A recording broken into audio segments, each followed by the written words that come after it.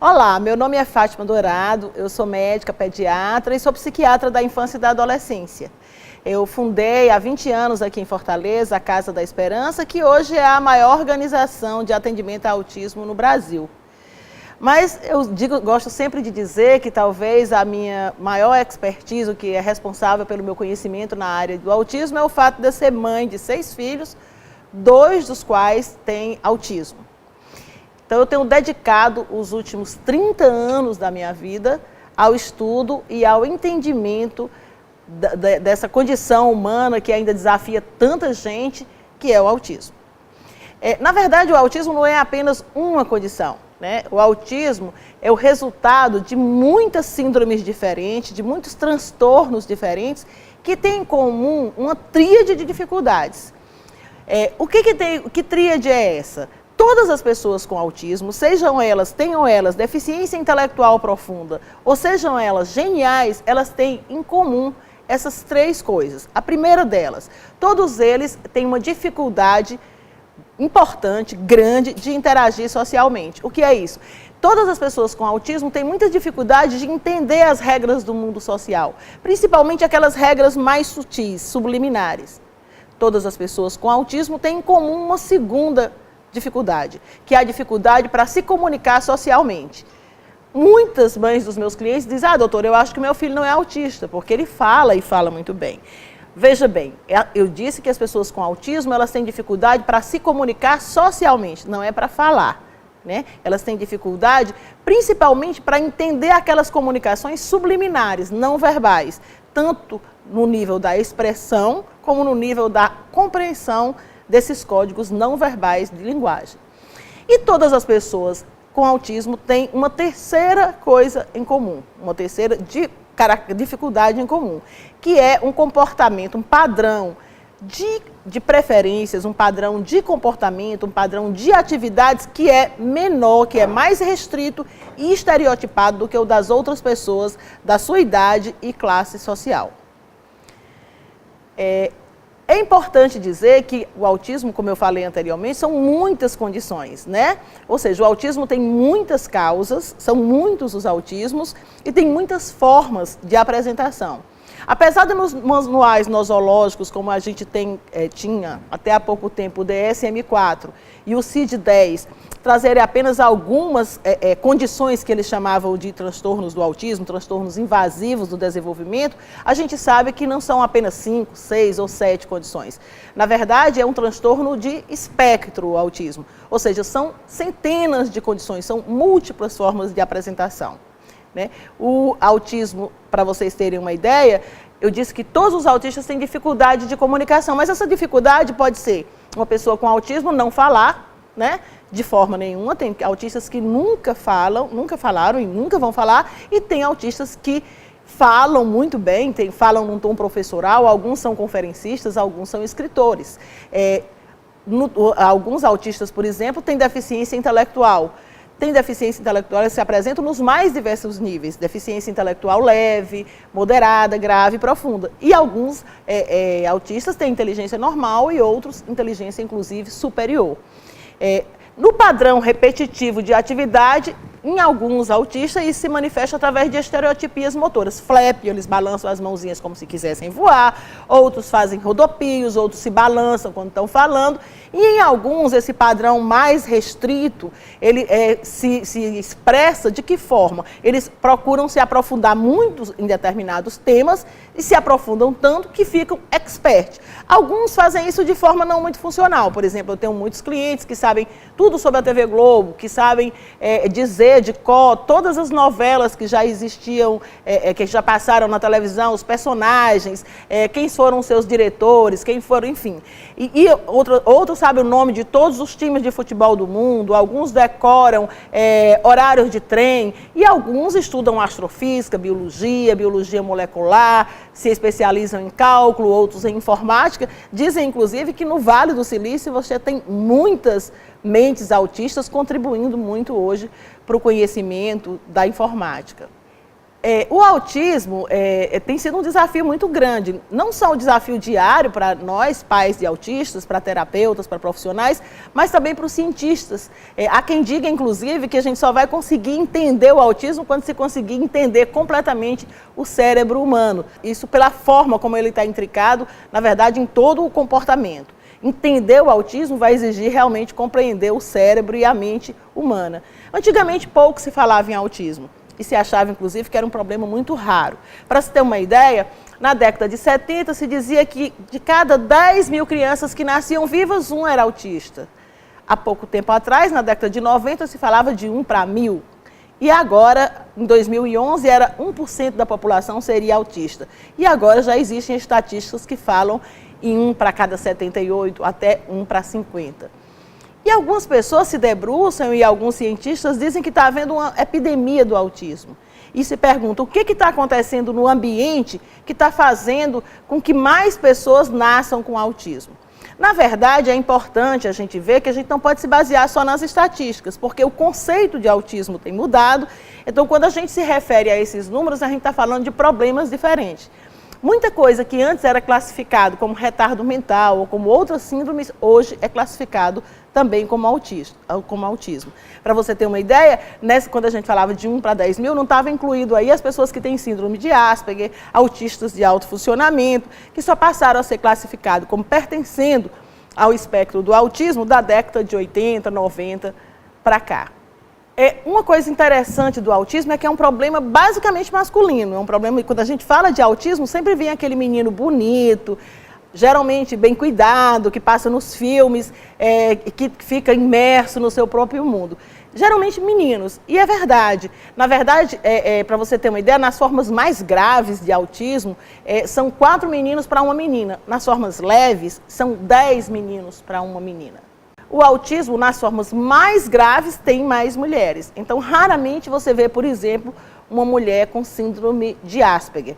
Então, o que a gente tenta entender é que talvez seja um problema, em alguns casos, pelo menos, que seja ligado ao cromossomo X. Então, como a mulher tem 2X e o homem é XY, talvez o fato dela ter 2X compensasse realmente isso.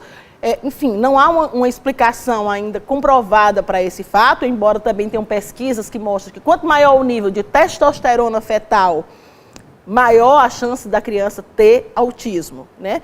Mas o fato que se pode dizer é que é realmente um problema muito masculino. Precisa ser um tipo de autismo bem mais grave para que a mulher possa ser afetada e apresente a sintomatologia autística.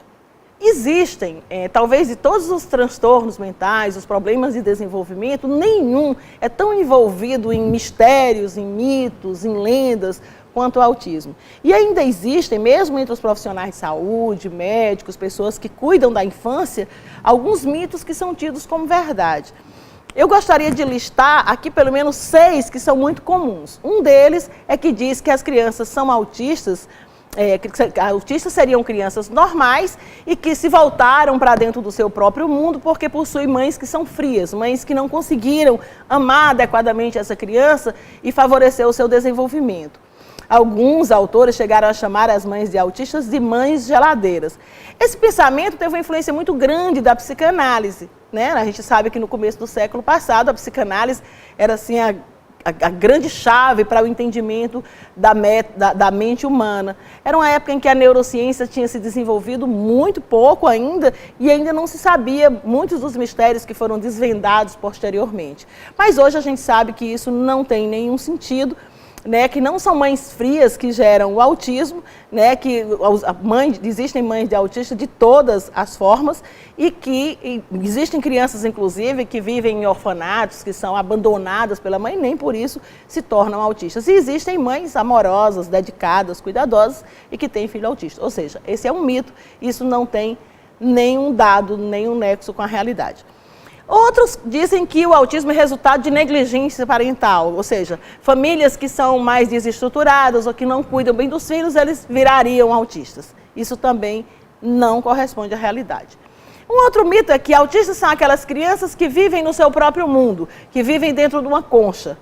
É um outro mito, parece que tem um balão ali, que se você espocar o balão vai surgir uma criança normal de dentro daquela concha. Os autistas não vivem no mundo à parte, nem no mundo deles, eles vivem no nosso mundo, têm suas dificuldades, têm suas idiosincrasias e precisam ser respeitados e amados e ajudados no seu desenvolvimento do jeito que eles são.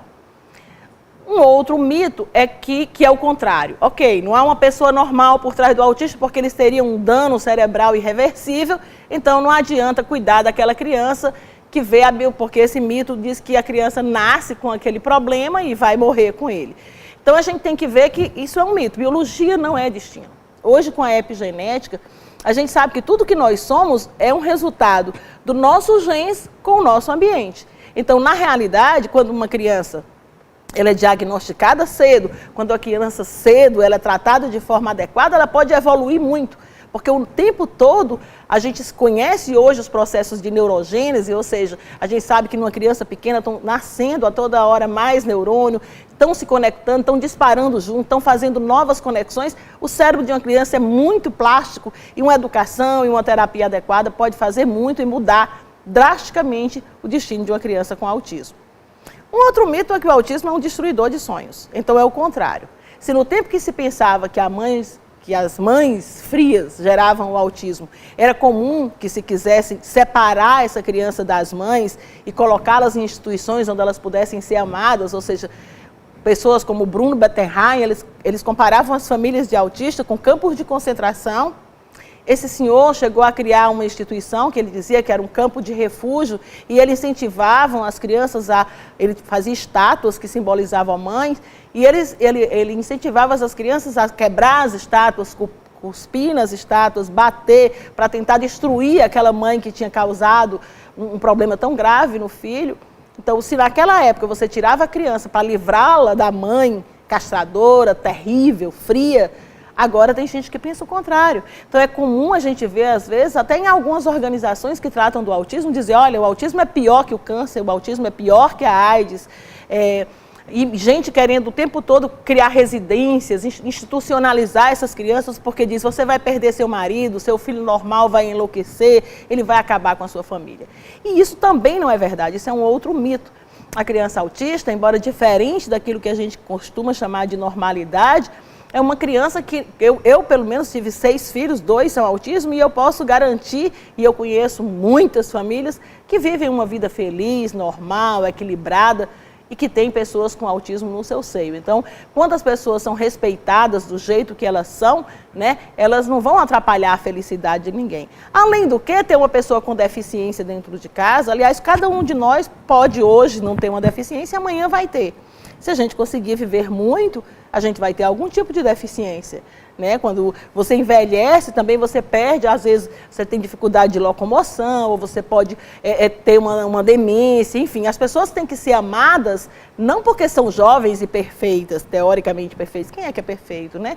Todos nós temos deficiência e a gente tem que entender que ter dignidade, ter direito, o direito de ser feliz, de viver numa família, de ser bem tratado, de ser amado, isso não depende da forma do nosso rosto, da forma do nosso corpo, da nossa idade, ou se você tem ou não uma deficiência. Então, na realidade, o autismo não é um destruidor de sonhos. O autismo é uma condição humana que deve ser reconhecida como tal, e a pessoa com autismo tem direito, sim, à reabilitação, ao tratamento, mas principalmente ao respeito à sua forma de ser. Uma outra coisa que o autismo, que é mito, é que o autismo é um mundo impenetrável. Isso também não é verdade.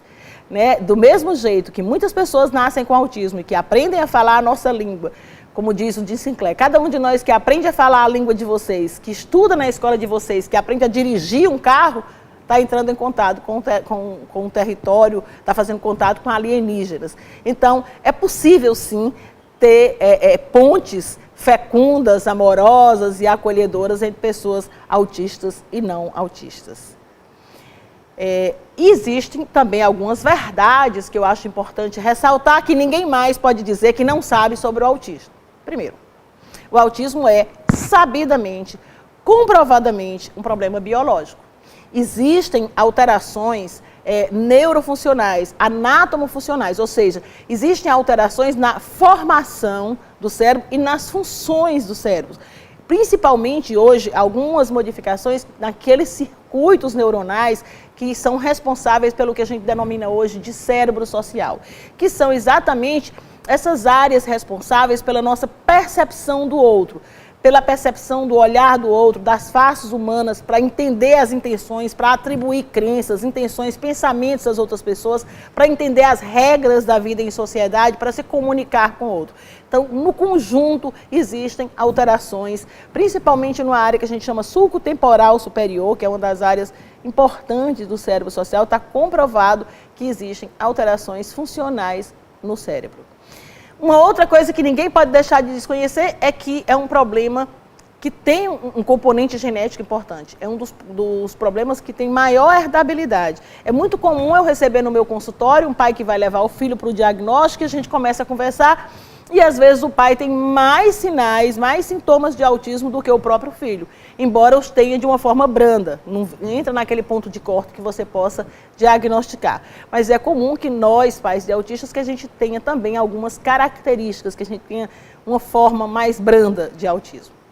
O autismo, como eu falei anteriormente, é predominantemente masculino, é um transtorno do neurodesenvolvimento. O que isso significa? Ninguém nasce, tem uma infância saudável, aprende a falar, ler, escrever, se desenvolve, e aí com 15 anos vai ter o autismo, como quem tem uma psicose. Não, não é assim que funciona. A criança nasce autista e ela se desenvolve sob a égide do autismo. Né? Então, é um problema do neurodesenvolvimento. O desenvolvimento daquela pessoa já é marcadamente autista. E existem, como eu disse anteriormente, alterações neurofuncionais no cérebro de todas as pessoas com autismo. É importante que a gente coloque aqui, né, nós que trabalhamos diretamente com autismo, a gente sabe que hoje há uma grande esperança com o diagnóstico precoce. Porque a gente sabe que as crianças com autismo, elas já são diferentes desde os primeiros dias de vida. Então, quanto mais cedo a gente conseguir hoje dar o diagnóstico, mais cedo a gente começar a intervir de forma adequada, mais esperança essa criança pode ter de ter uma vida, uma qualidade de vida melhor, né? E de ter uma maior inserção na vida familiar e na vida comunitária, né? A gente sabe a importância, inclusive, não só do amor que ela receba dentro da sua família, do acolhimento que ela receba, da intervenção precoce, de estar, inclusive, participando da escola regular junto com os seus pares cronológicos. Porque a gente sabe hoje que o relacionamento entre as pessoas pode ativar e desativar genes e pode mudar a própria biologia. Como eu falei anteriormente, há uma neuroplasticidade, uma neurogênese muito grande no cérebro infantil e a intervenção precoce pode fazer muita coisa para melhorar a vida das crianças com autismo. Eu queria falar um pouquinho mais, né, sobre as descobertas mais recentes que comprovam que há alterações neurofuncionais no cérebro da pessoa com autismo. E principalmente que ele é um transtorno do neurodesenvolvimento e mais especificamente do cérebro social. Recentemente foi descoberto um tipo especial de célula que tem principalmente no cérebro humano, mas também nos primatas superiores, que chamam neurônios espelhos. Esses neurônios fazem com que quando a gente olhe no rosto de uma pessoa, a gente possa sentir o que ela está sentindo. Né? Se a pessoa, por exemplo, está se deliciando com sorvete, a gente pode imaginar o prazer que ela está sentindo só em ver a ação daquela pessoa. Se ela olha para a gente de um determinado jeito, a gente pode, numa conversação, a gente vai se antecipando e os neurônios espelhos fazem com que a dor do outro, a alegria do outro, a paixão do outro se reflita também dentro do nosso próprio cérebro. Então, a gente sabe que eles são responsáveis não só pela empatia, né, por essa empatia, mas também pelo aprendizado de crianças. Crianças que não são autistas, elas aprendem só de observar.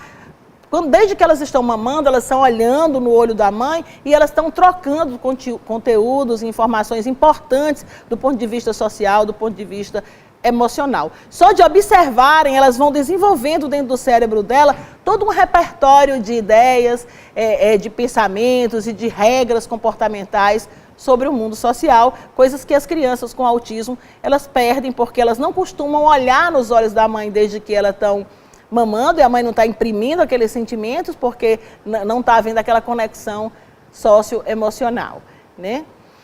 É importante, então, e a gente sabe hoje que existem pesquisas que provam que há uma deficiência no sistema de neurônios espelhos das pessoas com autismo, né? É importante também a gente dizer que é uma questão que a gente começa a notar desde o recém-nascido. Porque desde que a gente nasce, se você pega um recém-nascido e você mostra várias imagens, um quadro belíssimo, uma flor, uma pessoa, eles vão preferir sempre os rostos humanos. Desde bebê nós preferimos, se a gente chegar em qualquer ambiente desconhecido, a gente vai olhar primeiro para as pessoas e depois a gente vai olhar para as coisas. Isso acontece desde que o bebê chega no mundo. E quando a gente olha para as pessoas, a gente olha para os rostos das pessoas. E quando a gente olha para o rosto, a gente olha para os olhos, né? Os bebês parecem nascer sabendo que os olhos são as janelas da alma, né? E é por isso, né, por esse desenvolvimento tão importante do nosso cérebro social, essa agudeza com que a gente percebe as pessoas e a gente tenta interpretar os seus sentimentos, que a gente conseguiu ser uma espécie tão gregária e conseguiu dominar, né, o nosso planeta. E a gente sabe, isso acontece desde pequenininho. Para vocês terem uma ideia, um bebê de berçário, se ele ouve outra criança chorando, ele já chora em solidariedade. Parece que nós fomos mesmos programados para amar. E a gente vê o quê? O bebê com autismo, ele geralmente, não só o bebê, a criança com autismo, às vezes se ele entra numa sala, está cheia de objetos e pessoas, ele olha mais para os objetos do que para as pessoas. Eles não têm essa preferência pela voz humana. A gente tem um lugar no cérebro onde a gente decodifica principalmente a voz humana. Então a gente é muito ligado no nosso entorno social. O bebê não autista, ele presta atenção nas faces, ele presta atenção na voz humana, ele presta atenção nas relações entre as pessoas que estão ao seu redor, né? E o bebê já com em torno de 6 a 8 meses, ele olha para onde a mãe está apontando e ele começa a apontar, ele começa a desenvolver uma coisa fundamental que é a atenção compartilhada.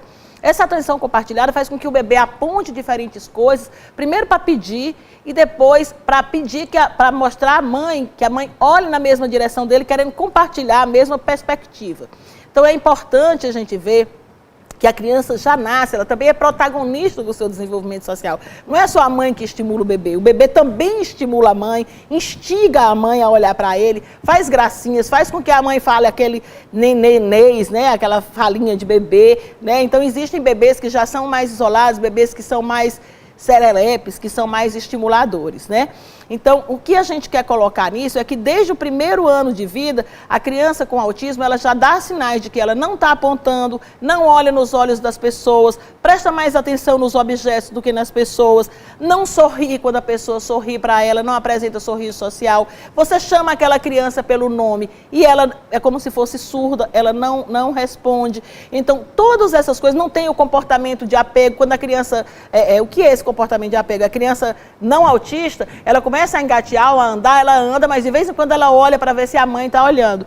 E o bebê com autismo não, quando ele começa a andar, se ele estiver no shopping, ele vai embora, se você não for atrás, ele se perde, né? Então tudo isso a gente está colocando, né? Depois, em torno de 1 ano de vida, ela geralmente não desenvolve, há um atraso na fala, ou quando desenvolve a fala em torno do 1º, 2º ano de vida, a criança com autismo, ela geralmente, mesmo quando fala, ela não fala para se comunicar, né? Ou quando fala para se comunicar, ela não consegue dialogar, não consegue fazer um relato. A mãe diz, olha, ela chega da escola, ela fala, ela repete as coisas que ela escutou no filminho, que a gente chama de ecolalia, que é fala em eco.